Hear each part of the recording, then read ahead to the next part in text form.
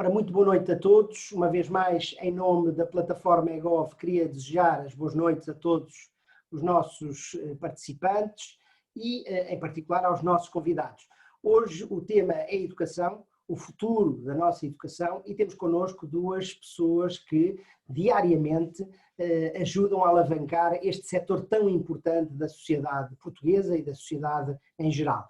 Connosco temos a doutora Teresa Damásio, que é administradora do Grupo Ensinos, um dos principais grupos de ensino em Portugal, e que é também professora universitária, e temos também o Dr. Rodrigo Queiroz e Melo, que é diretor executivo da Associação dos Estabelecimentos de Ensino Particular e Cooperativo, e também ao nível europeu tem estas responsabilidades. Muito boa noite a ambos. Eu, sem mais delongas, quero lançar desde já aqui o desafio, que é o mote, no fundo, desta conferência. O que se pretende, objetivamente, é que pessoas que, de facto, participam ativamente neste setor, que é a educação, nos possam explicar como é que, nesta fase tão difícil, não só para o ensino, mas para todas as áreas em geral, como é que têm visto e como é que têm, de alguma forma, ultrapassado as dificuldades que o Covid-19 e todos os constrangimentos que esta pandemia nos trouxe, principalmente àqueles que são mais frágeis, naturalmente, mas como estamos a falar de educação, nas vossas áreas de intervenção, o que se pretende é perceber como é que lidaram com esta situação, como é que se adaptaram às novas realidades, se já tinham ou não parcialmente atividade, nomeadamente de teletrabalho ou de recursos como estes que estamos aqui hoje a utilizar.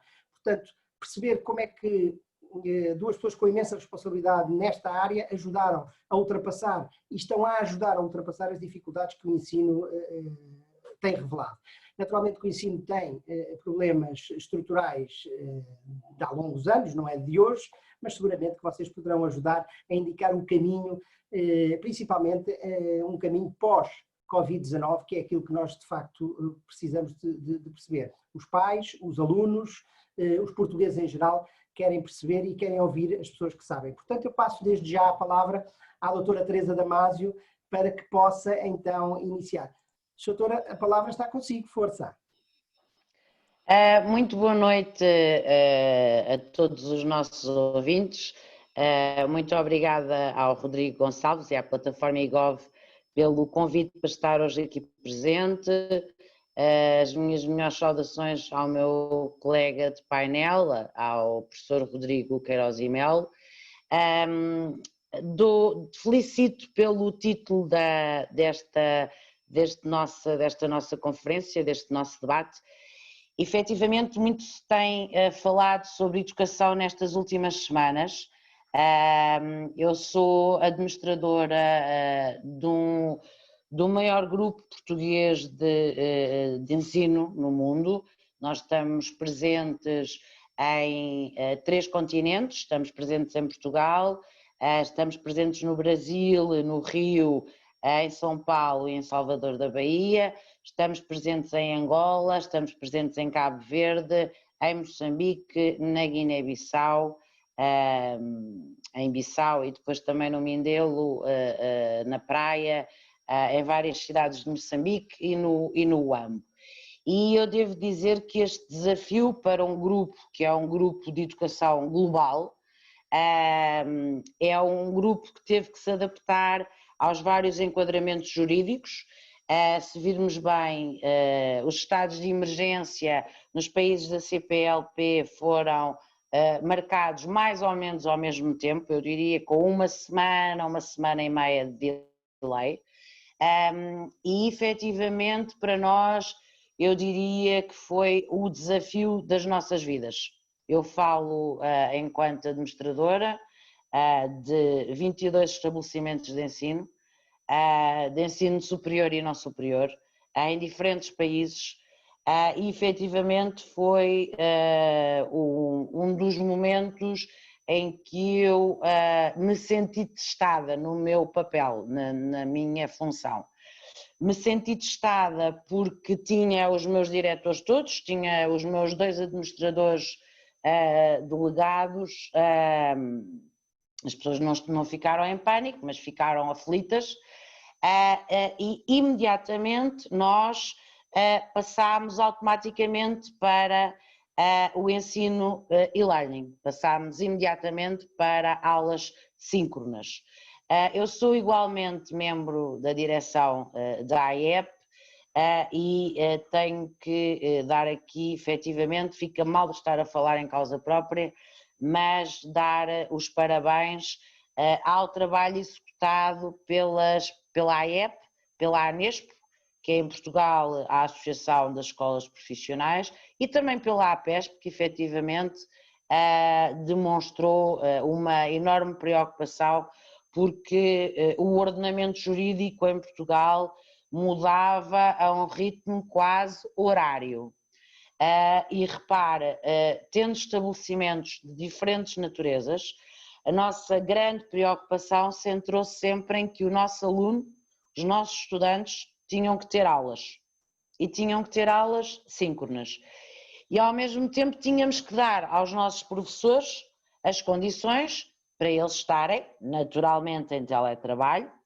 E referindo-me à sua pergunta, não era uma experiência que nós efetivamente tivéssemos feito algum dia em nenhum estabelecimento nosso. Plataformas digitais, sim, já usávamos, claro, em todas as nossas escolas, senão não teríamos conseguido. Nós fizemos a transição em menos de 24 horas. O estado de emergência em Portugal foi decretado num dia. No dia útil seguinte, nós estávamos a funcionar em todas as nossas escolas, incluindo no ensino superior.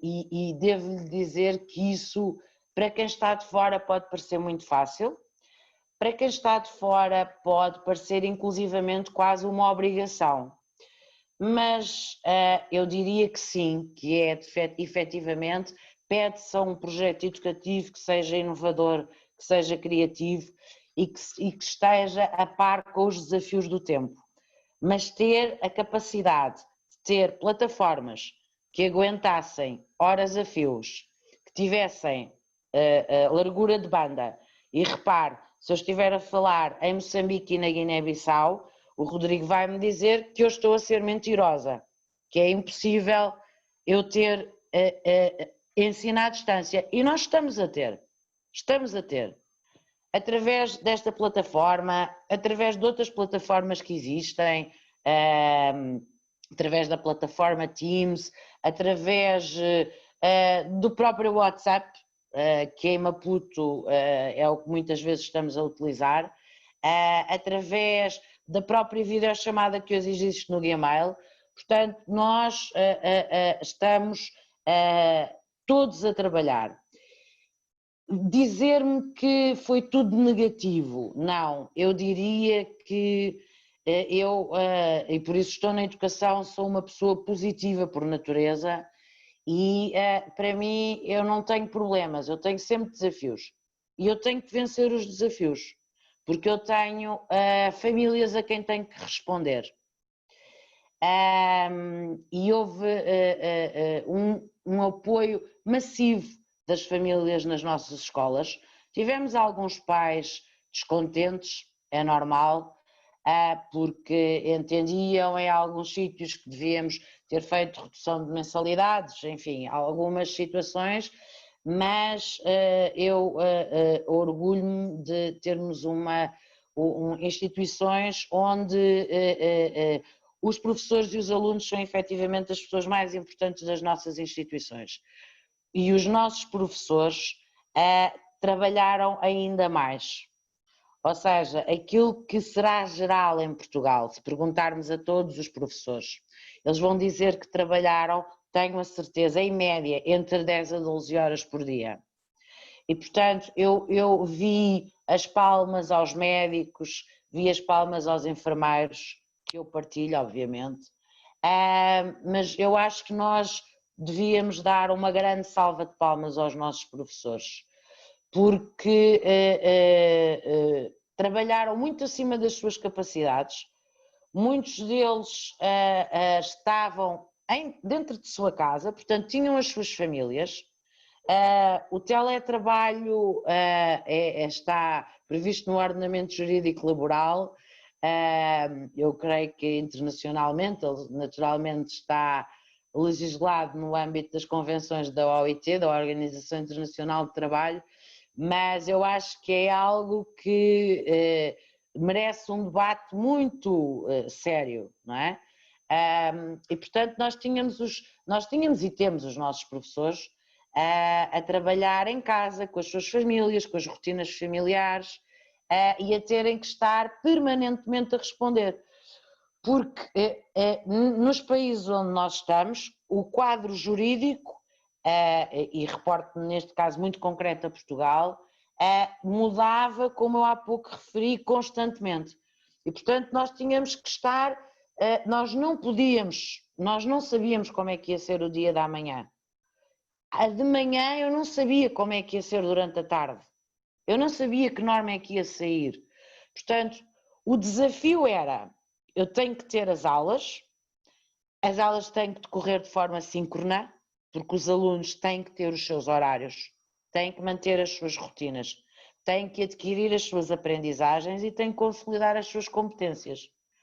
Mas eu, ao mesmo tempo, não sabia quais eram as condições que nós, enquanto instituições, teríamos que estar a obedecer para ir cumprindo ao tempo todo, porque essa é, obviamente, a nossa primeira premissa. Nós somos instituições públicas, de serviço público, estamos dentro da rede pública de ensino, e eu desafio o Rodrigo aqui para ter uma outra conferência sobre a liberdade de ensinar e de aprender. E, portanto, a minha obrigação é igual a uma escola pública.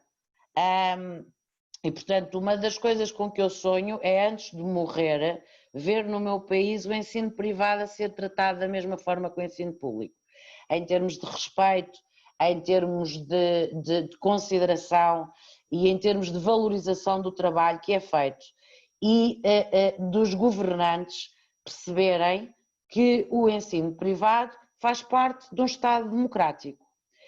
E seria muito interessante, e nós tivemos em várias das nossas escolas órgãos de comunicação social que puderam ver no primeiro dia de aulas do ensino presencial, do 11º e 12º, como é que nós estávamos a funcionar.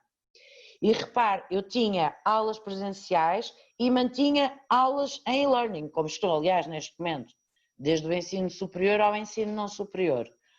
E isto exige um esforço muito grande. Dir-me ao Rodrigo, é a sua obrigação. Claro que é a minha obrigação, mas se as instituições não estiverem tecnologicamente preparadas, não vão conseguir sequer continuar a ensinar.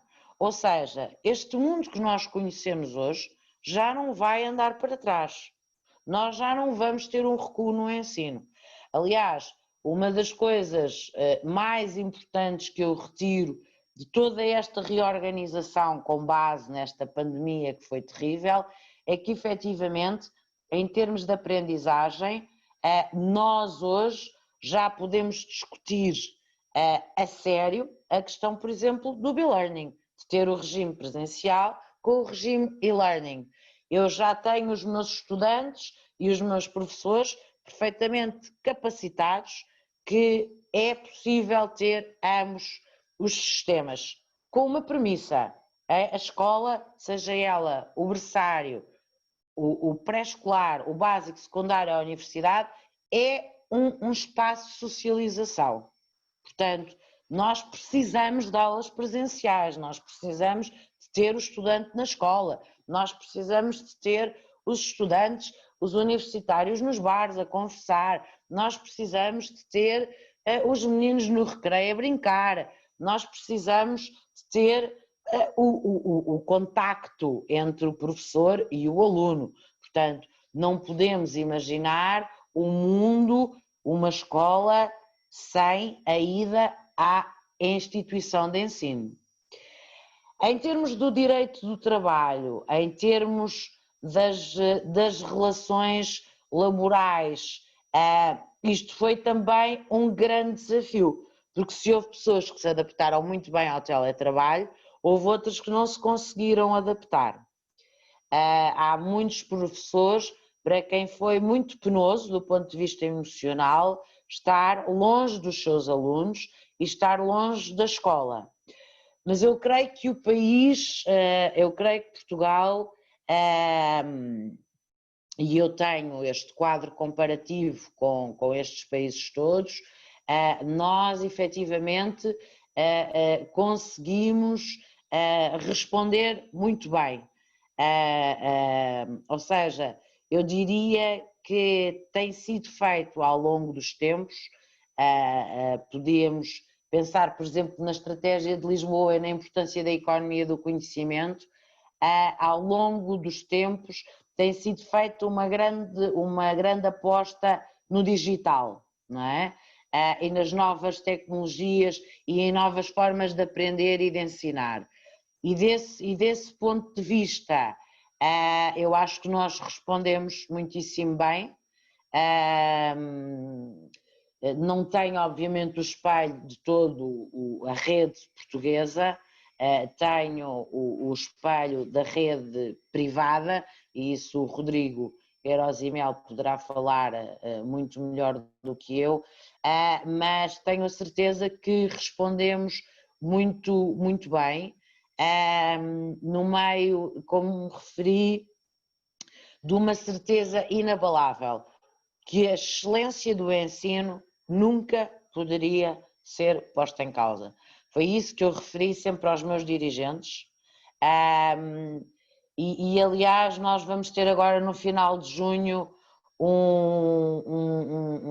uma formação online dada por uma coach, precisamente sobre como gerir o stress no tempo da pandemia, porque os meus dirigentes praticamente durante estes 60 dias tenho a certeza que muitos deles não dormiram, ou dormiram muito mal e tinham a permanente angústia de poderem estar a falhar, de poderem não conseguir corresponder às expectativas, de podermos não chegar a todos os alunos, porque repare, nós precisamos que os alunos tenham computadores em casa, nós precisamos que as suas famílias tenham computadores, nós precisamos que as famílias tenham rede móvel em casa, não é? Portanto, nós temos em muitas das nossas escolas, tivemos um sistema de banco de computadores, portanto, de portáteis, não é? De empréstimos de portáteis, mas naturalmente não conseguimos fazer isso para todas as pessoas. E nós temos ensino profissional, temos ensino superior e temos ensino não superior. Portanto, isto significou uma mudança mais do que disruptiva na nossa vida, na vida de toda a comunidade educativa e académica. E desse ponto de vista, eu creio que o resultado é de facto muito, muito positivo, mas repito, eu gostaria de ver por parte da sociedade portuguesa um maior reconhecimento ao papel do professor, principalmente ao papel da educadora de infância. Fico ainda muito preocupada por perceber que para muitas pessoas a educadora de infância está lá, nomeadamente na creche, que não pertence ao Ministério da Educação, mas à Segurança Social, mas nós temos creche, está lá muitas vezes só para mudar a fralda à criança, e não. São pessoas formadas, são pessoas que estudam, são pessoas qualificadas e são pessoas que dão tudo pelos seus alunos. E são estudantes e têm projetos educativos e nós temos que cumprir com metas curriculares que estão no ordenamento jurídico nacional. E, portanto, muitas vezes acho que se fala da educação pelo prisma menos correto. Sabe-se muito pouco sobre a vida de uma escola. Sabe-se muito pouco sobre a vida de um professor, do chamado professor primário, do professor de primeiro ciclo. Sabe-se muito pouco sobre o ensino profissional e sabe-se muito pouco sobre a universidade. Portanto, desse ponto de vista, nós temos um longo caminho a percorrer, o que também é muito bom, porque se já tivéssemos tudo feito, Portugal já não tinha nenhum desafio para o futuro, não é? E nós temos muitos desafios na educação. E principalmente há que qualificar a educação em Portugal e toda a educação, porque a Constituição da República Portuguesa prevê efetivamente o ensino privado e o ensino público e prevê a liberdade de ensinar e de aprender, e a Declaração Universal dos Direitos Humanos também o prevê. E, portanto, eu creio que desse ponto de vista não ficaria mal uma palavra por parte dos nossos governantes e do poder político a todas as escolas, a todos os professores, independentemente do estabelecimento onde exercem as suas funções. À minha equipa, somos umas largas centenas, só tenho efetivamente a dizer bem, só tenho a agradecer, e lá está. Temos muitos pais, por exemplo, a perguntar-nos como é que vai ser o próximo ano. Ainda hoje eu dizia a um diretor meu, não pode responder, nós não sabemos. Explica à mãe que nós não sabemos, portanto não vamos dar nenhuma resposta. Não sabemos, pois nós lidamos com muita incerteza e temos sempre que ter a escola a funcionar impecavelmente.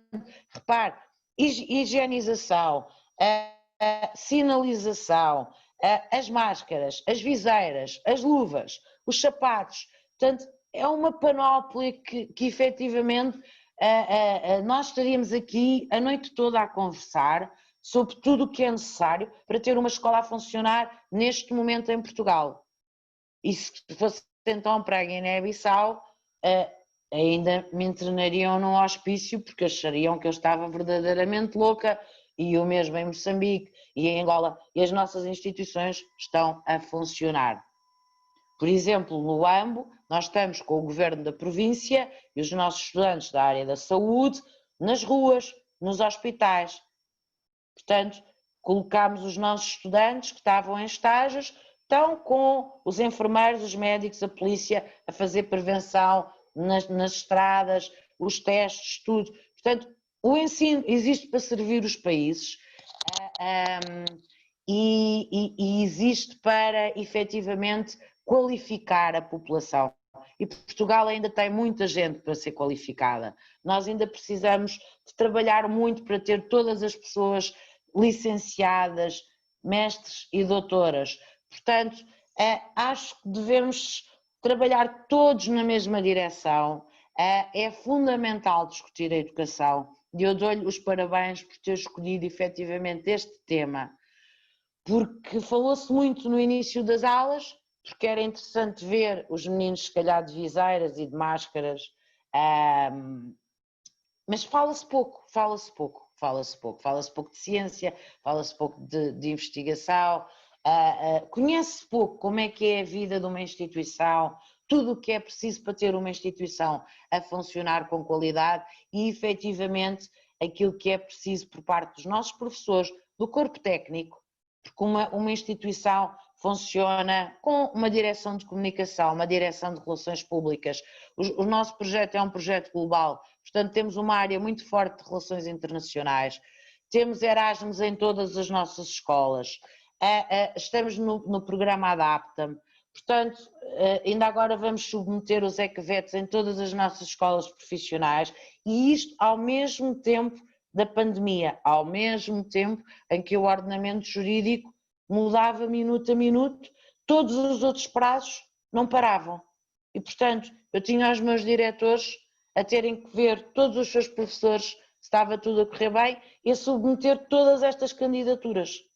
Portanto, em educação não é que sejamos todos obcecados pelo trabalho, mas efetivamente para sermos bons, para termos estudantes felizes, para termos comunidades educativas que funcionem de forma holística, tem que se trabalhar efetivamente muito.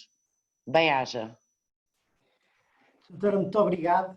Eu diria que não é uma obsessão. Ouvi-la falar é ouvir uma pessoa apaixonada por aquilo que faz e é precisamente isso, foi precisamente por isso que a convidámos, porque sabíamos com certeza que nos ia transmitir, que nos ia contagiar com essa paixão. E deixe-me aqui dar uma nota, antes de passar desde já a palavra ao Dr. Rodrigo Queiroz e Melo, que de facto tem toda a razão. Temos também que vir à rua bater palmas aos nossos professores que todos os dias lutam e têm estas dificuldades que agora ouvimos e que seguramente e infelizmente nem todas as áreas têm a mesma exposição mediática. É verdade. E o ensino é precisamente uma delas. Eu desde já agradeço à doutora Teresa Damasio e passo de imediato a palavra ao doutor Rodrigo Queiroz e Melo. Pedia-lhe que ativasse o som, por favor. Já está. Ok, força. Muito bem, muito obrigado. Boa noite a todos. Obrigado ao Rodrigo Gonçalves pelo simpático convite.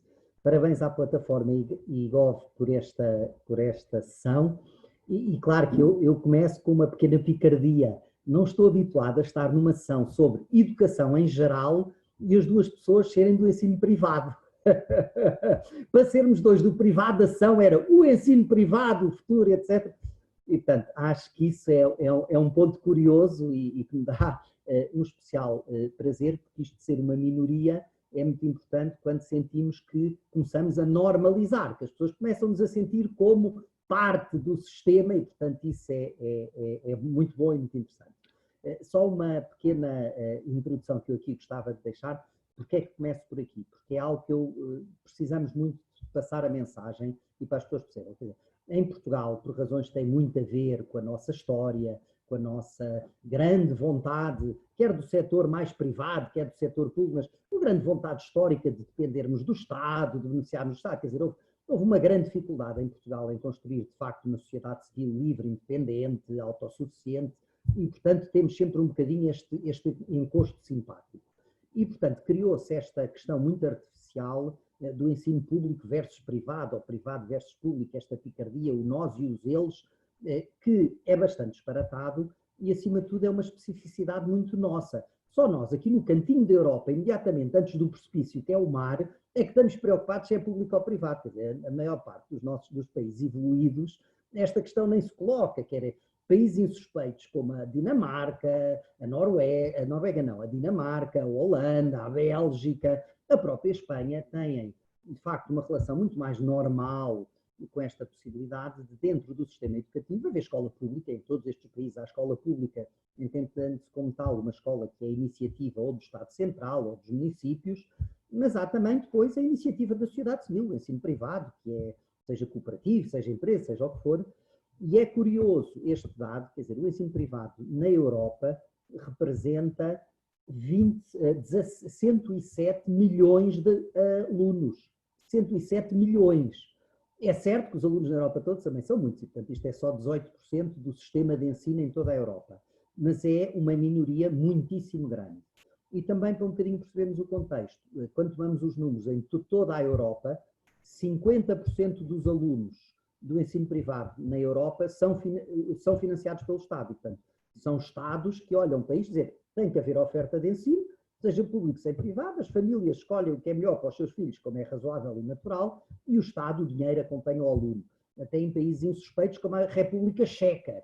A República Checa, aliás, é curioso, e eu aqui depois acabo esta introdução, muitos dos países da antiga Cortina de Leste têm um fortíssimo apoio aos alunos que queiram optar pelo ensino particular e cooperativo. E porquê? Porque estas sociedades civis e também os partidos políticos, mesmo estes, enfim, apesar da convulsão toda que se vai passando em alguns destes países, perceberam que o ensino livre é fundamental para a construção de sociedades livres. E muitos destes países, imediatamente após se libertarem do jugo soviético, uma das primeiras leis que aprovaram foi a possibilidade de se passar a oferecer ensino privado e o financiamento ao ensino privado como forma de construir a democracia, como forma de garantir que havia gente que era educada a dizer eu não tenho que fazer o que o Estado me diz para fazer só porque o Estado manda em mim. E, portanto, o Estado só manda naquilo que nós, como cidadãos, decidimos de um acordo que o Estado pode mandar, porque o princípio é o princípio do indivíduo, da primazia do indivíduo, e, portanto, aqui a subsidiariedade do Estado, nestes países da ex-União Soviética, está muito mais avançado na área educativa do que neste nosso querido Portugal, mas enfim, havemos lá chegar. E gostava de rapidamente, para depois passarmos a perguntas e respostas, que é o que é mais interessante para as pessoas, tinha só aqui 5 ideias muito rápidas para partilhar, ou 5 pontos, um bocadinho uma sopa de massas, que eu acho que nestas questões é mais interessante irmos um bocadinho discutindo e debatendo. Primeiro é um ponto que não é específico da educação, mas que nós na educação sentimos muito, e da conversa que vamos tendo com os diretores ao longo deste percurso, percebemos que é um problema que, apesar de tudo, penso que tem tido pouca visibilidade na comunicação social e não sei se tem tido suficiente atenção por parte do Ministério da Saúde e dos poderes públicos em geral, que é a questão do bem-estar e da saúde mental dos portugueses. Quer dizer, a violência em espaços confinados, o abandono em espaços confinados, quer dizer, há de facto problemas gravíssimos em Portugal que estão completamente esquecidos, deitados debaixo do tapete. Basta falar com os responsáveis das forças de segurança, as queixas de violência doméstica desapareceram, de repente passámos a ser um país pacífico e sem problemas, e portanto basta falar com os serviços de pedopsiquiatria, quer dizer, toda a gente está preocupadíssima e eu acho que isto é algo que não tem merecido suficiente visibilidade e nós, escolas, sentimos, como é evidente, isto muito quando vamos contactando com os alunos, quando vamos percebendo, e por isso, como associação, também fizemos muita pressão, a pressão possível junto do Governo, para que, desde que haja condições de saúde pública, ainda assim, que o desconfinamento tivesse sido muito mais ambicioso, especialmente com as crianças mais jovens, e que são as crianças mais vulneráveis à violência, ao abandono, às pressões emocionais que tudo isto provoca, e, portanto, enfim, aqui uma palavra que nos parece que os alunos do primeiro ciclo era fundamental, ser muito mais rápido e estarem nesta primeira leva de aberturas, não conseguimos bem compreender que assim não tenha sido. Portanto, isto é uma palavra primeira que me parecia uma ideia importante. Em segundo lugar, aqui, muito rapidamente, duas ou três questões que foram um bocadinho o que nós vimos acontecer e as preocupações que fomos tendo ao longo destes meses de confinamento. O primeiro, o problema de equidade, que não nego que no caso do ensino particular e cooperativo não é tão gritante como no ensino público estatal, mas também no ensino particular e cooperativo, especialmente nos colégios que têm franjas importantes de população carenciada, há aqui claramente uma divisão enorme em Portugal entre os que têm acesso à internet e os que não têm acesso à internet. Portanto, na generalidade do caso, no ensino particular e cooperativo, eu diria 80% ou 90% dos colégios, os alunos estão a ter aulas completamente diferentes, mas ao mesmo tempo exatamente igual. Portanto, começam às 8h40, vão tendo as suas aulas, síncronas, assíncronas, os seus trabalhos, e acabam às 4 da tarde, ou à hora que for, à quarta-feira têm tarde livre. Ora, isto não está a acontecer em toda a parte. Aliás, há muitíssimos sítios onde isto não está a acontecer. Não deixa de ser curioso, tem havido agora muitos inquéritos das universidades, começaram a fazer inquéritos para perceber o que é que se passa no terreno, e muito bem, não é? E muitos nos pedem apoio para divulgar os seus inquéritos e participar nos estudos, e nós, tipicamente, contribuímos para o desenvolvimento da ciência. Mas vemos sempre antes os inquéritos só para perceber se aquilo é adequado à realidade do privado. E é muito engraçado que as pessoas que estão a estudar como é que correu o ensino à distância, as perguntas para o ensino privado, nada daquelas perguntas acabam por fazer pouco sentido. Porque as pessoas não perceberam que no ensino privado as aulas continuaram a decorrer das 8h40 às 4 da tarde. Não é sempre online, é também, mas o aluno, se não quiser, não vai, é certo. Mas o aluno é acompanhado o dia todo. Portanto, metade daquelas perguntas não fazem sentido. E, portanto, aqui as questões da equidade preocupam-me enquanto cidadão, mais do que no ensino privado, esta noção de que é verdade que foi um esforço muito grande dos professores, das escolas, tudo isso é verdade, mas vamos ser realistas. Há crianças que estão a ter aulas exatamente como se, digamos de alguma forma, e há crianças que estão por sua conta e risco. Recebem assim uns contactos de vez em quando, umas coisas, e portanto há aqui problemas de duas velocidades muitíssimo grandes. Gostava de salientar, estas duas velocidades sempre existiram. E aqui a questão não é público-privada, é as escolas que estão a fazer e as escolas que não estão a fazer. Estes problemas sempre existiram. A única diferença é que agora tornaram-se muito visíveis. Sempre houve boas escolas e más escolas. Em Portugal, há miúdos a morrer devagar. Se fosse o Sistema Nacional de Saúde, estávamos todos aos gritos. Porquê? Porque como eles morrem depressa, a gente tem que ir resolver o problema. Como na educação, quem morre, morre devagar. Só se vem a perceber daí muitos anos que está excluído, que não está competente, que não desenvolveu nada, que não consegue ser integrado. Ninguém liga. E isto, eu diria que é uma das coisas perversas e positivas deste confinamento, trouxe ao de cima, e espero que as pessoas não atirem outra vez para baixo do tapete, que há escolas e escolas, vamos bater palmas, mas vamos ser muito realistas e olhar para o futuro, em todos os setores, mas vamos olhar para o futuro para tentar ultrapassar estas inequidades. porque foi agora este terceiro período, estamos todos convencidos que o próximo ano letivo vai ser muito contaminado por esta questão da infecção e como é que vai, e portanto vai ser 1 ano e meio, pelo menos, onde aqueles que já estavam em pior situação à partida vão ficar em muito pior. Portanto, as questões da equidade colocam-se de forma muitíssimo relevante. E o que tem outro lado da medalha, que é as questões da qualidade. E não há dúvida que vimos acontecer coisas fantásticas. Aliás, aqui não é segredo, mas de alguma forma não está a circular em público. Uma das grandes questões, temos sempre estas picardias que tivemos neste tempo com o governo, enfim, faz parte da função da AEP, contacto próximo constantemente com os membros do governo, para tentar não só apoiar naquilo que é do interesse comum e também darmos a nossa opinião, mas por outro lado também procurarmos que aquilo que é o interesse do nosso setor esteja salvaguardado nas decisões políticas que são tomadas. E aqui uma das coisas que curiosamente pusemos é que o governo fazia muita questão que o secundário abrisse agora e vem, como desconfinamento, voltarem à escola os alunos 11º e 12º. E nós fizemos muita pressão que devia ser possível quem quisesse não abrir. Porquê? Porque há estabelecimentos de ensino, e nós somos insuspeitos de não querer que os nossos alunos tenham ótimos resultados nos exames, mas houve estabelecimentos de ensino que me diziam: eu não quero voltar ao presencial, porque isto está a funcionar tão bem, isto está tão oleado, que os miúdos estão a aprender, isto é para a frente, agora presencial, alterar os horários, voltar, isto não, nós já não queremos voltar atrás, ok? Portanto, as questões da qualidade também são aqui muito diferentes e têm acontecido experiências fabulosas. Assim como tem acontecido, é a questão da equidade, sítios onde de facto, em bom rigor, não se passa nada. A questão da sustentabilidade, acho que é algo que, quando estamos a discutir o próximo ano letivo, etc., e mesmo nestas questões do confinamento, o próprio governo, não é? E a sociedade tinha este entre os securitários mais ligados à questão da saúde e os, digamos, económicos mais ligados à questão de abrir a economia. E, portanto, a dúvida é se morremos da doença ou da cura, não é? Nós todos aqui. Agora, há algo que não podemos atirar para baixo do tapete.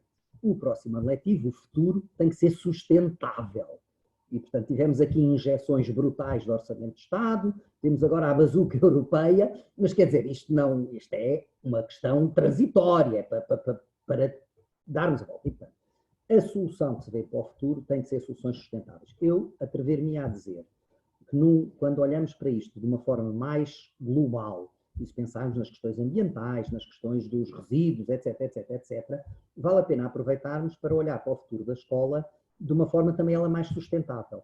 E, portanto, há uma questão de sustentabilidade de recursos que é inultrapassável. Nem vale a pena pensar em reduzir as turmas a meio, porque não há recursos no país, não há recursos professores e não há recursos financeiros para pagar os professores. Portanto, mesmo que houvesse professores, isso não era possível. Portanto, considerando que vamos ter que encontrar uma forma possível de ter eventualmente maior distanciamento social ou de ter os alunos organizados em bolhas que não se tocam, enfim, há muitas soluções por esse mundo fora, vale a pena olharmos. Eu gostava de deixar esta ideia da questão da sustentabilidade que me parece importante.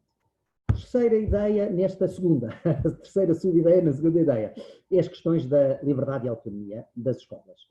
E acho que aqui merece uma palavra de apreço e de suporte aquilo que foi a decisão do governo na área da educação, que é, na generalidade das questões, não em todas, gostaríamos que tivesse sido em todas, mas na generalidade das questões, a opção do governo foi dizer as escolas que resolvam.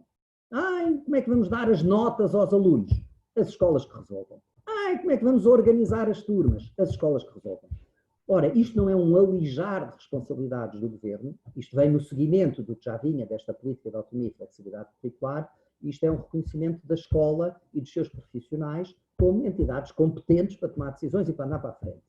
E aproveito, não sei se todos os que nos ouvem são da educação, mas eu costumo dizer isto muitas vezes, quer dizer, se o Ministro da Saúde desse aos médicos metade ou 1/3 das instruções que tipicamente os ministros da Educação dão aos professores, os médicos já se tinham demitido todos e o povo achava estúpido o ministro. Quer dizer, então o ministro está a dizer ao cirurgião como é que ele opera. Se o senhor cirurgião não liga ao ministro, você é que me vai operar. Portanto, eu espero que você não faça o que o ministro diz e que faça o que você acha melhor, ok? Portanto, nós estamos assim com os professores, não é? Portanto, é preciso o ministro dizer como é que se avalia alunos, como é que se organiza. Quer dizer, isto, eu acho que aqui, positivamente, já todos percebemos, os ministros não têm nada, ou têm muito pouco a dizer em matéria educativa. Definir a política educativa, claro. Em matéria educativa, eu espero que isto venha aprofundando uma tendência de Deixem às escolas o que é das escolas, para não estar só a falar de um campo político, deixem-nos trabalhar, ok? Portanto, se nos deixarem trabalhar, a gente resolve e educa as crianças.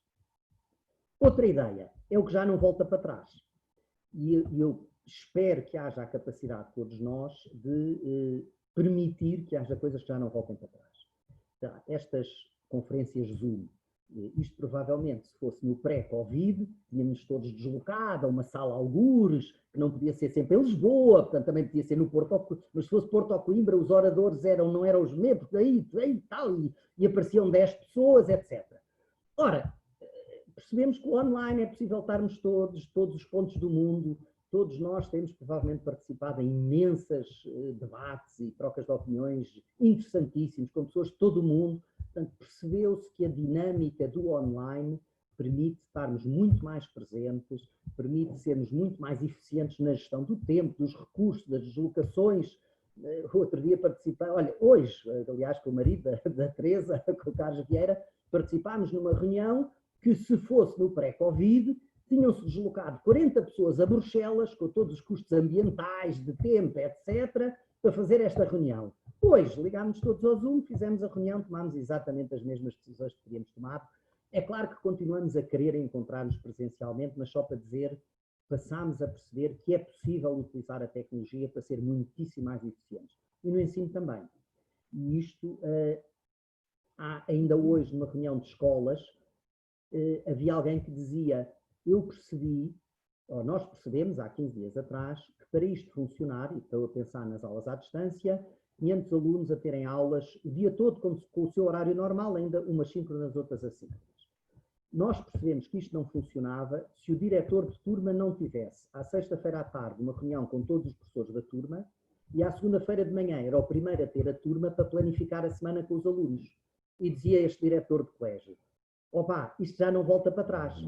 Nós, quando voltarmos ao presencial, à sexta-feira à tarde, vamos reunir todos as turmas, para depois, na segunda de manhã, começam todos com os BTs a planificar as aprendizagens da semana.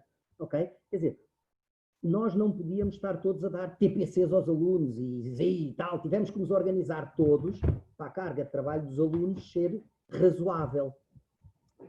É engraçado, nós antes não fazíamos isto, mas agora percebemos que temos que fazer isto.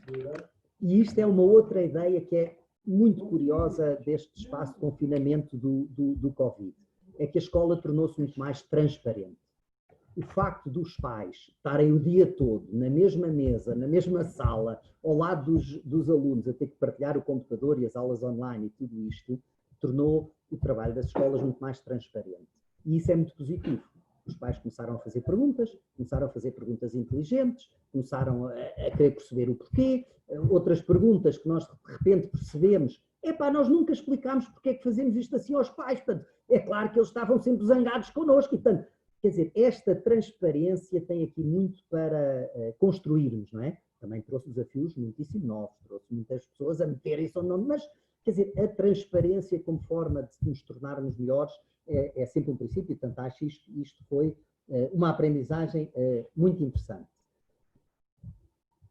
Gostava de repetir algo que disse no início, mas de reforçar. Nós, para aprendermos com o que se passou e para podermos melhorar o futuro, temos que ser muitíssimo rigorosos com o que estamos a ver. E, portanto, há que olhar com cuidado para o que está a passar dentro das escolas, cada uma escola para si, quem tem responsabilidade de gestão mais setorial, perceber o que se passa em geral, antes de tomarmos decisões. Porque houve sítios onde foi fantástico, houve sítios onde foi miserável. Eu diria, como cidadão interessado na área da educação, que eu espero que nos sítios onde foi miserável sejam tomadas as necessárias providências. E as necessárias providências já não passa nunca mais por mais formação e coitadinhos, eles não é mais formação, não. Os sítios onde é miserável têm que ser responsabilizados, porque são crianças que estão a morrer devagar, geração após geração, e toda a gente sabe onde é que eles são, e, portanto, espero que haja aí a capacidade de fazer alguma coisa. E termino com uma última ideia e uma última reflexão, que é esta questão do ensino à distância e ensino presencial e a falta que nos faz o ensino presencial. Eu não sei se o ensino presencial nos faz falta ou em que medida é que nos faz falta. Eu sei que a presença nos faz falta e a relação humana nos faz falta. a educação, e gostamos muito mais na época de falar de educação do que de ensino, a educação é muito mais do que o ensino. O ensino é os meninos aprenderem matemática, portuguesa, filosofia, etc. E vamos lá ver, a parte do ensino, há muitíssimas experiências e muitíssima investigação que nos mostra que é possível fazer à distância e até de forma muito mais eficiente. É anedótico, mas como estamos aqui, sinto-me à vontade para o fazer. A minha filha estava numa escola secundária, tínhamos alguns problemas com a matemática durante o 10º e 11º, alegadamente no 12º eles iam aprender tudo. No 10º e 11º, ela e as amigas fizeram a matemática com excelentes resultados através da Khan Academy. Portanto, iam ao liceu só para perceber mais ou menos onde é que a setora andava nos sumários, e à noite passavam a tarde em minha casa na Khan Academy a aprender matemática. Uma delas está em medicina, a outra em economia. Portanto, aprenderam matemática sozinhas, não precisaram da setora e do liceu para absolutamente nada para a matemática. O mesmo em algumas outras disciplinas. Agora, foi fundamental irem ao liceu para estarem umas com as outras, para o excelente professor de filosofia, que não lhes esteve a dar filosofia, porque para dar filosofia também há excelentes sites online que dão a filosofia muito melhor do que qualquer setor. Mas o que este homem fazia era ajudá-las a desenvolver competências de argumentação, obrigá-las a ser lógicas nos raciocínios, obrigá-las a ser consequentes no raciocínio, obrigá-las a perceber a posição do outro. Enfim, eu penso que pode ser que com esta experiência deixemos de fazer esta dicotomia presencial versus, não sei, e é muito importante a escola. Não, a escola é muito importante para fazer algumas coisas que só os seres humanos podem fazer em relação. A escola não é nada importante para fazer algumas coisas onde essa relação de seres humanos não é tão importante. E eu penso que a sustentabilidade e o futuro pode passar muito por aqui. Aliás, isto é uma lógica que já vem há muitos anos, décadas, que tem sido falado, do flipping classroom, do aluno no centro da aprendizagem. É um bocadinho esta lógica de que a escola não serve para dar a matéria, isso é absurdo, a escola serve para ajudar a compreender, para ajudar a ir mais longe, para ajudar a ultrapassar dificuldades e para orientar, porque dar a matéria, para isso é que serve a internet. E a informação está lá toda e há pessoas que têm muito mais capacidade do que eu para falar ou apresentar determinados temas. Mais vale que os miúdos vão assistir a uma TED Talk do que ouvir-me a mim. Agora, o tipo da TED Talk não consegue depois discutir com eles o que eles ouviram. E eu consigo porque sou a pessoa que estou em relação com os alunos. E, portanto, espero que isto nos permita, e aqui também um apelo ao Governo, porque aí é necessário decisões de política educativa, percebermos que a partir do próximo ano letivo, agora para todo o sempre, sem prejuízo do foco necessário em que os alunos saibam coisas, há uma possibilidade e um horizonte brutal de que eles, além de saberem coisas, acima de tudo, se tornem em algo, se desenvolvam, se humanizem, se compreendam. E aí eu espero que o Covid-19 tenha vindo a dar algum contributo. Muito obrigado. Muito obrigado, foi um gosto ouvir-vos. Eu tenho já aqui, nós tentámos condensar isto em 6 perguntas e eu vou-vos pedir então, vou começar desde já a ler, dizer-vos só o seguinte, é que estava-vos a ouvir falar e eu sou pai de 4 crianças e vivi este momento com uma intensidade completamente nova, porque tive que partilhar com a minha esposa exatamente o facto de termos que ficar com eles e tudo isto foi também para nós uma experiência extraordinária, mas devo dizer, e aqui tenho que ser justo, o colégio dos meus filhos foi extraordinário, é precisamente aquilo que vocês dizem, acompanhou-nos, também nos ajudou, nós também os questionámos e ao mesmo tempo ajudámos também a escrutinar aquilo que é a educação que os nossos filhos têm e temos sentido de facto um grande apoio, mas é notável ouvir-vos e estar a perceber, porque vivemos este momento desta forma. Peço desculpa pelo à parte, mas de facto era para reforçar a realidade daquilo que vocês dizem. Bom, eu passo já desde já para as perguntas, as 6 perguntas que nós condensámos várias, porque têm mais ou menos o mesmo tema, e são para os dois. Eu faço a pergunta sempre para os dois, ok? Bom, a primeira é dirigida pelo Cláudio Masi, que é também um homem da área da formação e da educação, engraçado. Ele diz o seguinte: boa noite aos participantes, agradece a iniciativa e diz o seguinte: gostaria de saber a vossa opinião sobre as novas estratégias de ensino, pois a formação à distância, como sabemos, não substitui a formação presencial. Outra questão, na mesma questão do Dr. Cláudio Masi, é sobre as presentes e futuras dificuldades financeiras dos alunos e dos seus agregados familiares. Ele pergunta se já existe algum plano para as situações, sabendo que a principal fonte de financiamento do ensino particular e cooperativo assenta essencialmente nas propinas dos alunos. Esta é a primeira questão, que são duas numa, mais ou menos. A segunda questão. Boa noite a todos e em especial aos palestrantes, diz esta senhora. Gostaria de saber qual a vossa opinião sobre a possibilidade de utilização destes novos métodos no próximo ano letivo, nomeadamente no ensino universitário. Agora passemos à terceira questão. Boa noite a todos. Enquanto mãe de crianças que frequentam o ensino básico, conseguem-me explicar qual a lógica de abrirem os ATLs e as atividades de apoio extracurricular, pelo menos nas escolas públicas, e as escolas não abrirem, para as aulas não abrirem? Madalena Almeida, também pergunta-nos porque é que abrem numas circunstâncias os ATLs e não abrem, como dizia há pouco, abriram as escolas, não abrem para as crianças as escolas. Muito bem. A seguir, o Paulo Doce Moura, que diz o seguinte: boa noite, parabéns à plataforma e aos convidados. Esta crise é também uma crise económica que atinge todos, famílias e empresas, e pergunto, que impacto é que no setor da atividade da educação, e portanto mais focado na área da gestão, está a ter, e em termos de futuro, sobre a continuidade das instituições de ensino privado de uma forma em geral.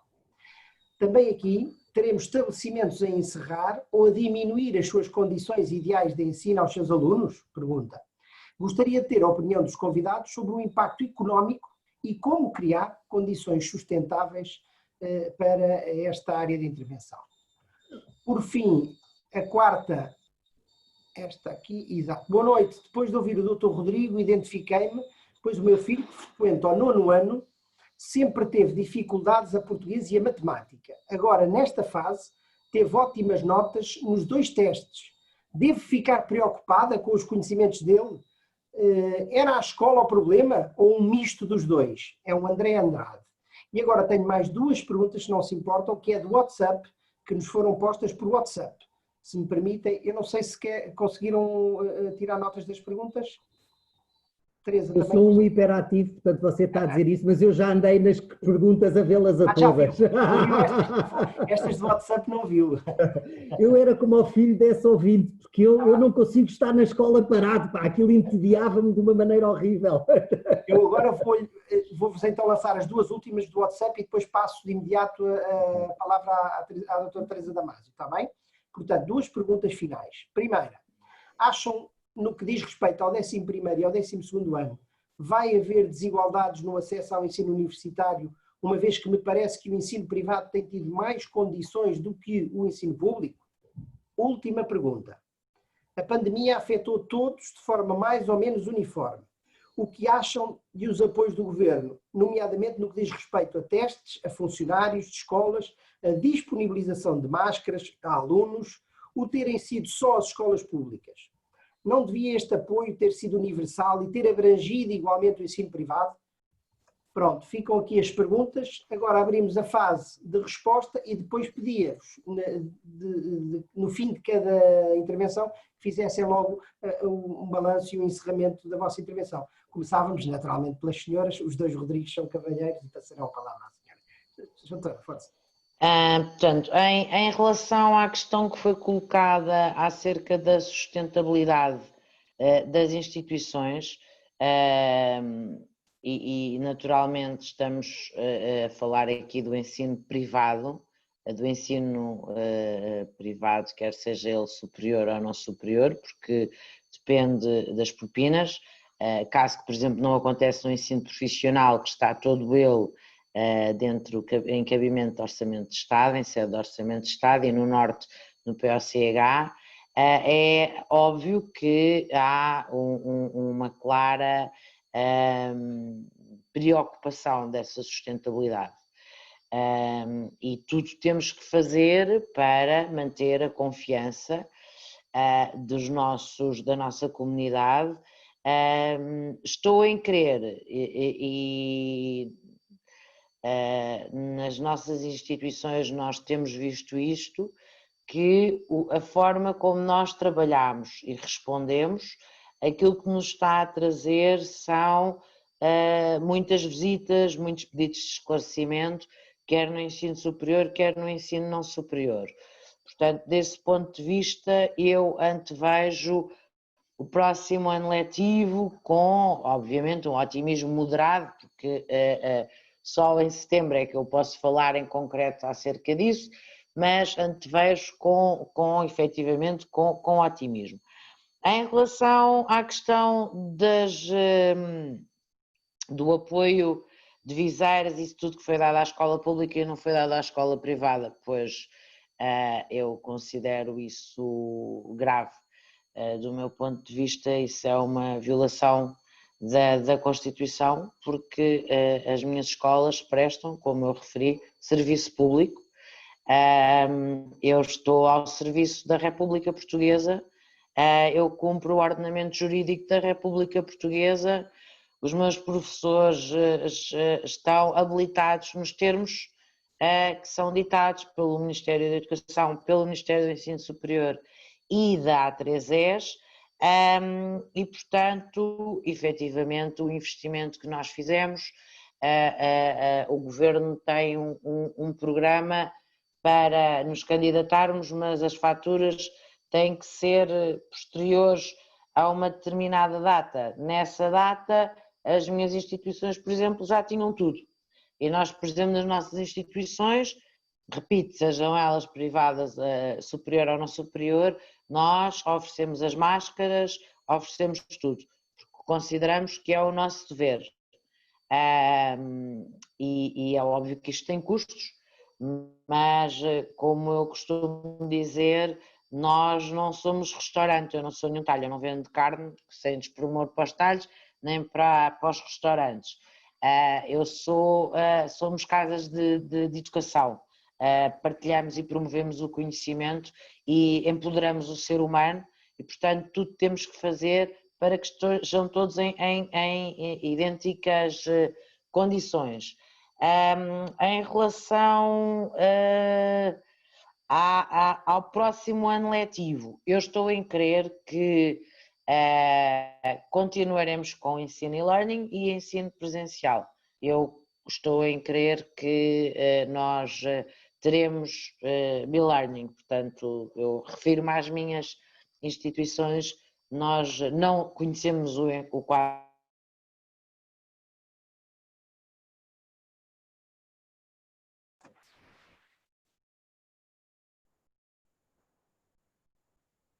Estamos aqui, por exemplo, no ensino superior, estamos com uma alteração muito grande no Instituto Superior de Gestão e, por exemplo, para o ano já tínhamos decidido que iríamos ter aulas presenciais e em e-learning, ainda antes da pandemia. Da questão do ATL, não compreendo. Eu partilho e subscrevo inteiramente da opinião do professor Rodrigo. Eu acredito que o ensino do primeiro ciclo devia ter aberto no dia em que abriu o pré-escolar. Não tenho resposta, também não sou a Ministra da Educação, mas efetivamente acho que o primeiro ciclo deveria ter aberto e não entendo como é que podem abrir ATLs fora de estabelecimentos e os estabelecimentos não poderem ter aberto, por exemplo, o primeiro ciclo. Não sei se respondi a todas as questões, Rodrigo. Faltou só uma, mas que é a questão de... Não, acabou por responder, que era a questão do equipamento, a questão da sustentabilidade financeira e do impacto financeiro na gestão das universidades e dos estabelecimentos de ensino. Foi a única que não respondeu. Claro que o impacto foi muito grande porque são custos que não estavam orçamentados. Portanto, nós, à semelhança do Governo, tivemos todos que fazer orçamentos retificativos, nada disto estava previsto, tudo foi súbito, mas estamos todos a trabalhar e vamos ver, eu como digo, a nossa vida mudou. e portanto agora a gestão de todas estas questões tem que ser diária, porque tudo muda no espaço de 24 horas. Portanto, eu não posso dar nenhuma resposta, o mundo está numa permanente ebulição e então o mundo da educação, quem tiver a curiosidade de ir ver o Diário da República, ficará com certeza um pouco assustado com a quantidade de diplomas legais que saem, e dizer-lhe que, por exemplo, o nosso gabinete jurídico, que é central, e portanto teve que gerir em ordenamentos jurídicos de vários países, trabalharam sábados, domingos e trabalhavam todos os dias até muito tarde, até porque estamos a falar de países com fusos horários diferentes e portanto os problemas chegavam em horários diferentes e a vida dos advogados foi muito complicada, obviamente, muito complicada, muito complicada. Teresa, pedíamos então que fizesse a intervenção de encerramento e depois passávamos ao Dr. Rodrigo Queiroz e Melo para fazer as respostas e também o encerramento. Já agora a sua intervenção de encerramento, faça por favor. Eu quero agradecer a todos os participantes que nos colocaram as suas questões, às pessoas que estiveram connosco, e mais uma vez eu deixava aqui até um desafio à própria plataforma para se organizar um dia ou um momento em que possamos homenagear todos os professores, todos os educadores, dizer que naquilo que diz respeito às nossas instituições, nós continuaremos a servir os países e os povos onde estamos presentes, indo até ao limite da nossa capacidade e dos nossos recursos financeiros, que são finitos, porque nós dependemos em exclusivo das propinas dos nossos alunos, não temos qualquer apoio do Estado e portanto, isso nunca nos desmobilizou, antes pelo contrário. Portanto, como eu referi na minha intervenção, eu não tenho problemas, eu tenho desafios e eu digo que sim a todos os desafios. E como lhe referi, eu tenho todas as escolas a funcionar, a ensinar à distância, e isso em países como, por exemplo, a Guiné-Bissau é um verdadeiro milagre. É de facto um verdadeiro milagre. Agradeço, doutora Teresa Damasio, a sua presença em nome da plataforma. Dizer-lhe que nós estamos a gravar e depois seguramente muitos outros tantos participantes verão esta conferência, mas agradeço desde já e passo de imediato a palavra ao Muito bem. Muito obrigado, Rodrigo. Então, também, muito rapidamente, começando por esta questão da crise, que é, obviamente, a partir do momento em que foi decretado o confinamento, em que foi decretado o estado de emergência, para nós, enquanto associação, soaram todos os sinais de alarme, o que é que vai acontecer, como é que isto tudo vai suceder. E também foi pública foi bastante tratado na comunicação social, esta questão, pagar ou não pagar mensalidades, se tinha que pagar, se não tinha que pagar. É claro que após esta crise de saúde, todos temos esta noção que vamos ter uma crise financeira grave, seguramente, económica, não sabemos da gravidade. Portanto, se for gravíssima financeira e economicamente, isto vai demorar uma década. Se for gravíssimo financeiro, mas economicamente for, apesar de tudo, houver alguma capacidade e alguma resiliência, não dura uma década, dura meia década e tal a recuperar. Mas, no entanto, a história já nos mostrou algumas coisas. E aqui estou a pensar num setor como um todo, e espero que, se houver pessoas a ouvir-nos que sejam detentores de estabelecimentos de ensino privado, quer dizer, não levem mal o que eu estou a dizer, porque quer dizer, estou a pensar no setor como um todo. E como um todo, há aqui algo que nos dá sempre muita esperança, que é a demografia tem jogado a nosso favor. O que é que isto significa? A queda de alunos brutal que tem havido em Portugal tem-se sentido praticamente exclusivamente, quando olhamos para os grandes números, no setor público-estatal. Portanto, o ensino particular e cooperativo passou de 12% ou 13% há 20 anos de cota de mercado, assim, porcentagem de alunos no privado, para quase 20%. Não porque nós tenhamos crescido muitíssimo, mas acima de tudo porque não perdemos alunos com a queda demográfica e o Estado perdeu centenas de milhares de alunos na queda demográfica. Por outro lado, a queda demográfica é o resultado de termos menos filhos por casal. Tendo menos filhos por casal, continuando Portugal a não ser um país rico, as pessoas têm considerado que o investimento em educação dos filhos, do filho ou da filha, é um investimento absolutamente fundamental nos dias de hoje. E, portanto, o investimento em educação no ensino particular e cooperativo tem sido brutal. E aqui, a democratização do ensino também tem jogado a nosso favor. Porque para a classe média portuguesa, para a minha geração, 15% da minha geração fez o ensino secundário. E destes 15%, só 7% é que foram para o ensino superior.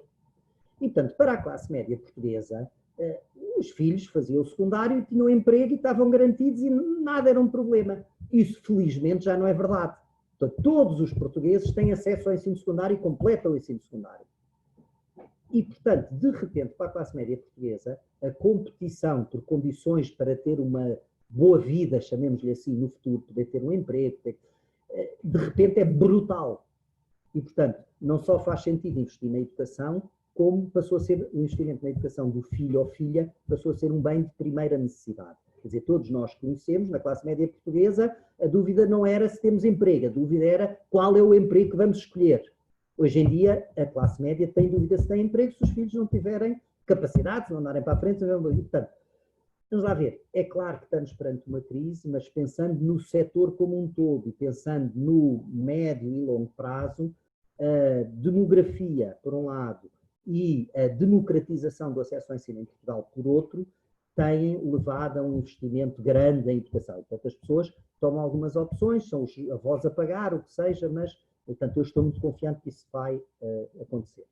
Eu estou até especialmente confiante que isso vai acontecer, porque o feedback que temos tido é que o privado comum, em geral, se tem portado muito bem nesta crise e, portanto, os consumidores têm percebido, opá, eu tenho aqui os filhos do meu primo, têm aulas de manhã à noite, têm tudo, têm o professor, epá, e os meus fui parar ao agrupamento errado, portanto, os meus estão em casa. Epá, ok, portanto, eu acho que há uma percepção. E isto, novamente, eu gostava de reforçar, não é o público contra o privado. É que há uma diferença, e aos meus amigos diretores de escolas públicas eu digo sempre, não se queixem da vossa vida e do excesso de trabalho.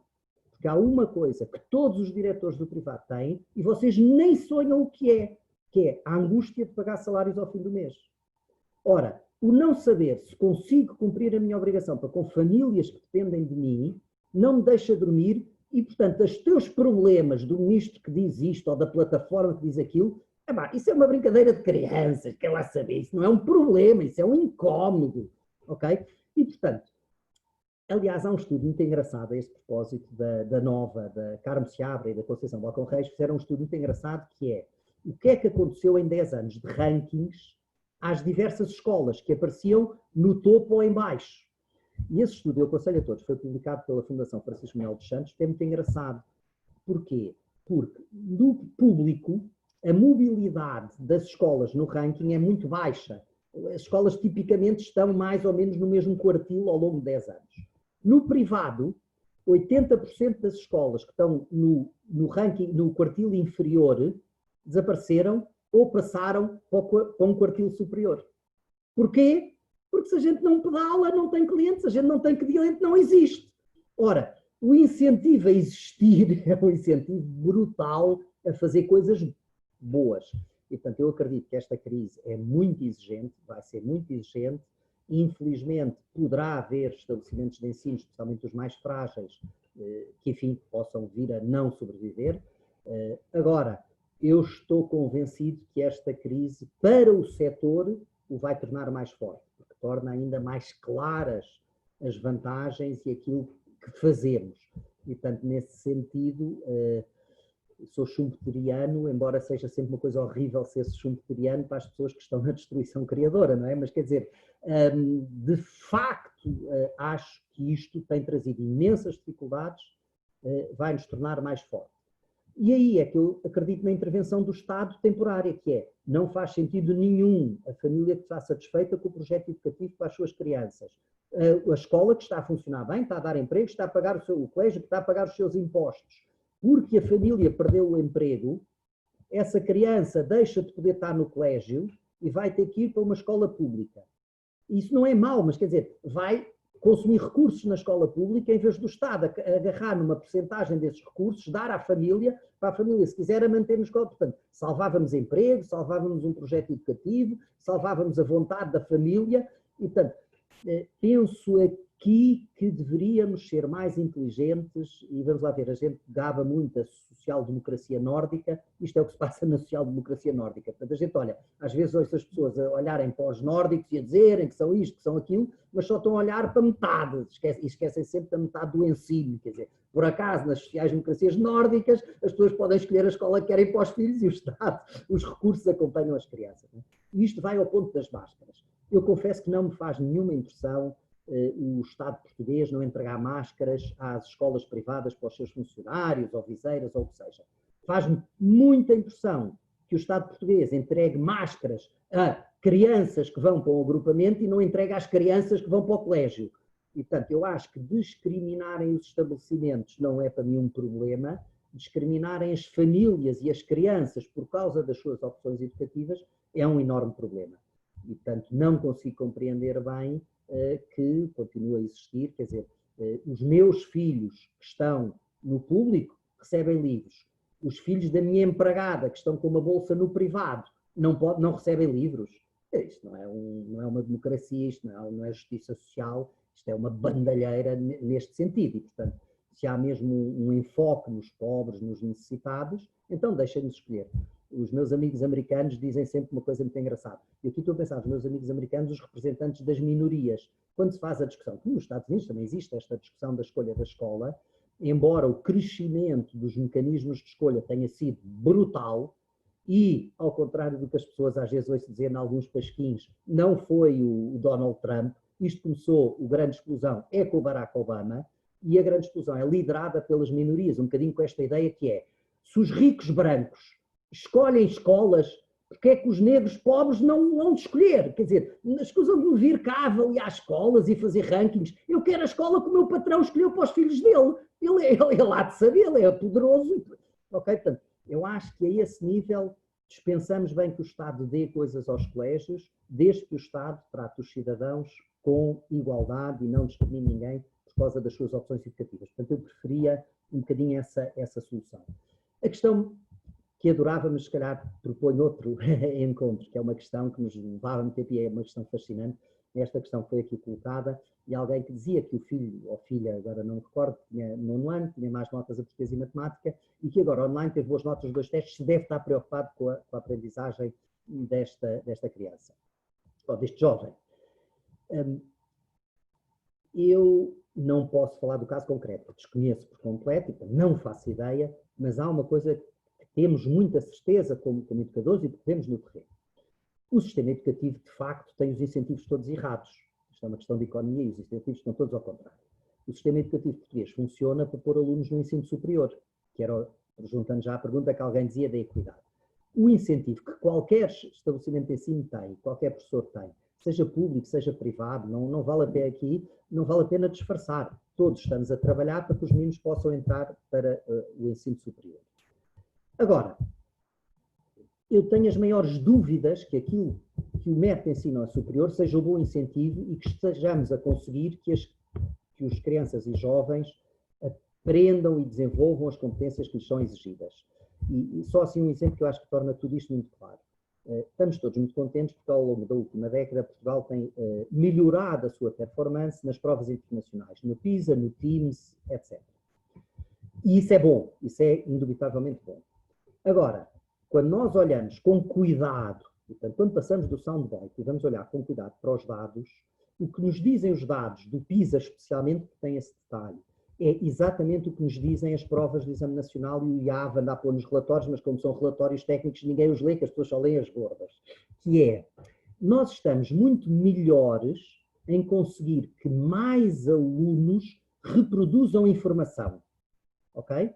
E, portanto, uma maior percentagem dos alunos portugueses, com 15 anos, consegue decorar uma coisa e reproduzir aquilo que decorou. E por isso é que a nossa média está a subir. Agora, a percentagem de alunos portugueses que consegue fazer um raciocínio que tenha 2 ou 3 passos está absolutamente estagnado e continua estagnado e compara pessimamente com os países com quem nós gostamos de nos comparar. E, portanto, o nosso sistema educativo está a conseguir que cada vez mais papagaios, não está a conseguir cada vez mais pessoas pensantes. E por isso, eu é essa pessoa que coloca essa questão, que eu gostava de deixar é, eu não tenho nada a certeza que o ter boa ou má nota nos testes que a escola fez seja um indicador se essa criança está a aprender ou não e se está a conseguir ou não. Quer dizer, ter más notas nos testes apenas é indicador que tem má notas nos testes. Agora, o que é que isso vale?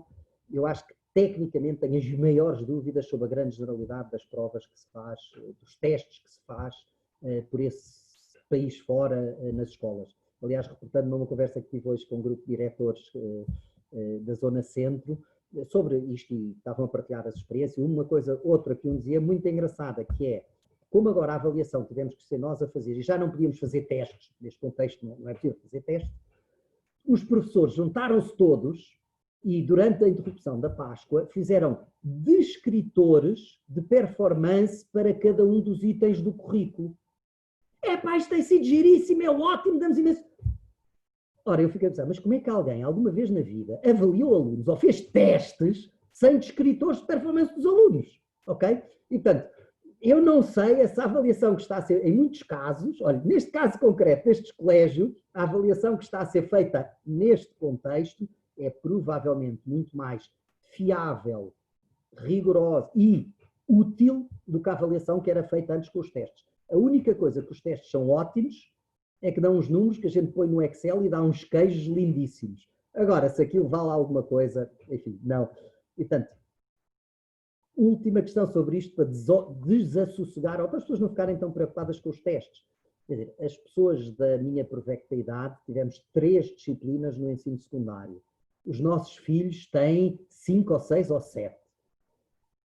Eu acho que, apesar de tudo, conseguimos desenvolver competências e atitudes e conhecimentos que nos permitiram ir mais longe. Eu acho que isso é que eu espero que o Covid nos traga. Uma coisa, desculpem lá, é só o entusiasmo, mas o SpaceX, quer dizer, a Falcon 9 está no espaço. Quantos estabelecimentos de ensino, e isto não aconteceu por acaso, a gente sabia que isto ia acontecer nesta altura, ok? Para um aluno se interessar pelo conhecimento e pelo estudo, tem que ter algum interesse nisto. Eu aposto que todos os alunos do secundário tiveram online a ver o lançamento da Falcon 9.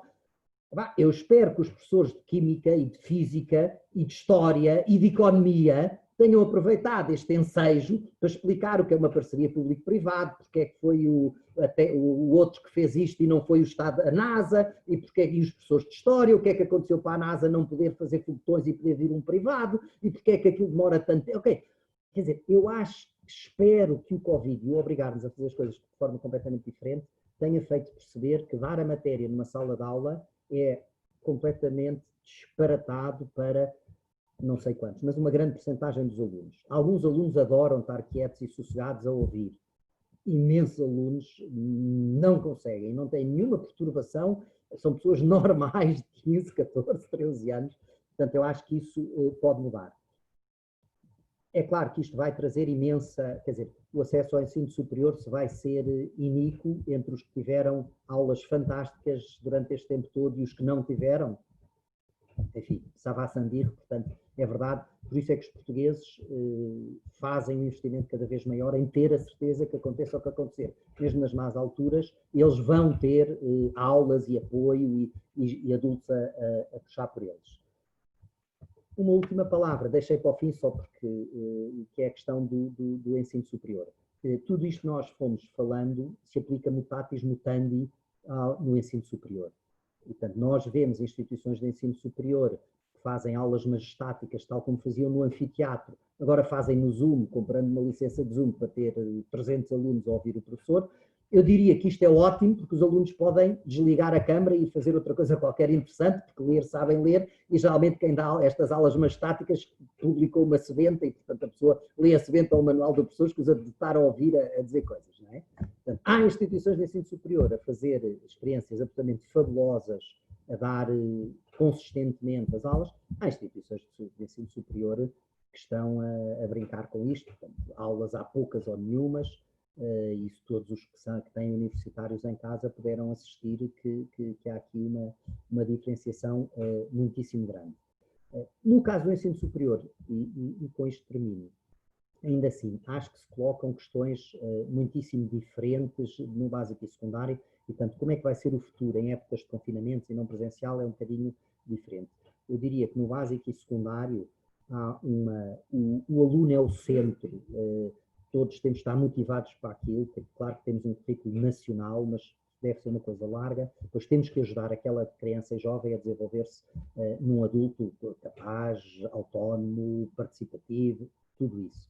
No ensino superior, eu diria que a coisa que mais me preocupa é, sem prejuízo da importância central do aluno, temos questões de liberdade de pensamento, de liberdade académica, de possibilidade de estar uma vida inteira a estudar disparates, e isso também é muitíssimo saudável para a democracia. Portanto, aqui, dando um bocadinho de alguma das referências que a Teresa disse há pedaço, eu acho que excesso de regulamentação, de regulação, de avaliação do ensino superior não é saudável para a democracia na medida em que isso possa diminuir a liberdade de organização das instituições e a liberdade de pensamento dos seus professores. Portanto, a liberdade de pensamento das instituições de ensino superior tem feito revoluções no mundo todo e, curiosamente, geralmente são sempre as revoluções no bom sentido. As revoluções no mau sentido vêm do lado do regulador, avaliador, não sei o quê, que geralmente quer controlar. E, portanto, eu acho que aqui o ensino superior, enfim, levantam-se questões bastante diferentes quando se trata do presencial, não presencial, limites e potencialidades. Doutor, muito obrigado. Eu não sei se quer fazer uma breve nota de encerramento, já agora, 2 minutos, força, agradeci que o fizesse. Eu, como nota de encerramento, deixava só uma palavra de muitíssimo apreço às famílias que têm optado, feito a sua opção educativa pelo ensino particular e cooperativo, que são tipicamente famílias que têm esta questão de ter que pagar 2 vezes a educação dos seus filhos, através dos impostos e através da mensalidade. Isto não significa que todas as famílias devessem optar pelo ensino particular e cooperativo, não é nada disso. É apenas que estas famílias são muitíssimo corajosas por fazer essa opção, que lhes causa um incómodo evidente. Deixar também uma palavra de apreço e esperança a todas as pessoas que decidiram dedicar a sua vida a oferecer educação a outros. Há aqui uma enorme paixão em todas estas pessoas. Ninguém o faz ficando imune, são pessoas que não dormem, que passam uma vida inteira a lutar por isto em que acreditam e, de facto, no nível mais macro, com todo o respeito por todas as opções, uma sociedade livre e democrática é uma sociedade que respeita a liberdade de educação. E isto, repito outra vez, nós vamos ver os países que se libertaram do jugo soviético e todos eles apoiam o ensino particular e cooperativo de diferentes formas, com diferentes regras, mas sempre com esta ideia. O modo de manter a democracia é deixar que as pessoas, que a sociedade civil eduque, que a sociedade civil lute pelo futuro dos seus filhos. Muito obrigado. Muito obrigado. Uma vez mais eu queria agradecer a ambos, Teresa Damasio e Rodrigo Queiroz e Mel, foi um gosto ouvir-vos. Faço aqui uma nota de encerramento. De facto, ficou aqui claro que o papel dos estabelecimentos de ensino particular é crucial, é chave, eu diria, na sociedade portuguesa, e não só, tivemos aqui também, e temos o exemplo global, por exemplo, do Grupo Ensinos, mas falando da sociedade portuguesa, é fundamental, é chave. Vocês têm permanentemente uma disputa que é a da economia de mercado, portanto estão a concorrer em situação completamente diversa dos estabelecimentos de ensino público, e o Rodrigo Queiroz Melo referiu isso muito bem. Há de facto aqui uma discrepância e uma diferenciação pela negativa, que vocês ultrapassam permanentemente e transformam a gestão e o ensino, conseguem que elas marchem em paralelo para mudar a nossa vida todos os dias. Eu queria dizer que queria dar aqui também como nota final a questão da superação e da defesa do aluno. Ficou aqui claro também que esses são os princípios basilares, independentemente da questão da gestão, que marcha em paralelo, naturalmente tem que ter, porque senão é como dizem, bem, é como o mercado funciona assim, quem não tem qualidade desaparece. E neste caso vocês são permanentemente testados para permanecerem no mercado. Superam-se, defendem o aluno e defendem acima de tudo, e eu penso que isto ficou aqui claro, e é a ideia-chave desta conferência, é que há um projeto educativo, há uma prioridade e vocês defendem acima de tudo isso. E com isso defendem também a democracia. E se alguém defende a democracia, seja de uma maneira ou seja de outra, eu acho que isso é o fator mais positivo. No fim do dia foi este o resumo que nós tiraríamos. Queria agradecer a motivação, a paixão. Sim, Rodrigo, força, diga. Eu peço imensa desculpa, mas é que eu caí na conta que cometi um erro terrível. Estava aqui a não querer olhar demasiado para os papéis, porque a pessoa depois entusiasma-se e esquece. Diga. Que eu queria só deixar uma última palavra de apreço, que foi um erro terrível, que é aos professores que fazem esta opção pelo ensino particular e cooperativo, porque hoje em dia é uma opção. Quer dizer, hoje em dia, com a falta de professores, é relativamente possível a pessoa concorrer e ir para o Estado. E, portanto, a pessoa ter esta capacidade de trabalhar muito mais com um patrão ou um diretor que o chateia, não ganhar mais com isso, é preciso a pessoa acreditar mesmo no projeto. E agradecemos muitíssimo, as nossas escolas sem o empenho dos nossos professores e eles também partilharem connosco este sonho, não existiriam, e eu peço desculpa, mas sentir-me mal disto acabar e não ter feito ter-me falhado esta. Está feita a anotação, mas eu iria encerrar precisamente com essa mensagem. Dar aqui uma mensagem de esperança, primeiro a todos aqueles que zelam pela educação dos meus filhos, dos nossos filhos e do futuro de Portugal, e são vocês e os estabelecimentos que dirigem, mas acima de tudo da classe. A classe dos professores do ensino particular e do ensino público, todos, que de facto tem sido uma classe que apesar de tudo está na linha da frente, mas por detrás da primeira linha de ataque a esta pandemia, seguramente a empurrar aqueles que no plano da saúde e da economia estão à frente, claro, a levar com este embate. Queria agradecer uma vez mais a todos. Claro. Teresa Damasos, foi um gosto tê-la aqui connosco na conferência em nome da plataforma, muito obrigado. Rodrigo Queiroz, eu é que agradeço. Muito obrigado também. E agradecer a todos os nossos participantes que acompanharam a conferência. Dar-vos nota só de que a próxima conferência será no dia 9, será sobre a economia e teremos como convidados o engenheiro Mira Amaral e o Dr. Pedro Reis. Portanto, ficam também desde já quem está a participar neste momento convidados e quem vai ver a gravação também. Uma vez mais, muito obrigado e encerramos agora aqui a nossa conferência. Obrigado. Boa noite. Boa noite. Obrigadíssimo, boa noite. Muito obrigada.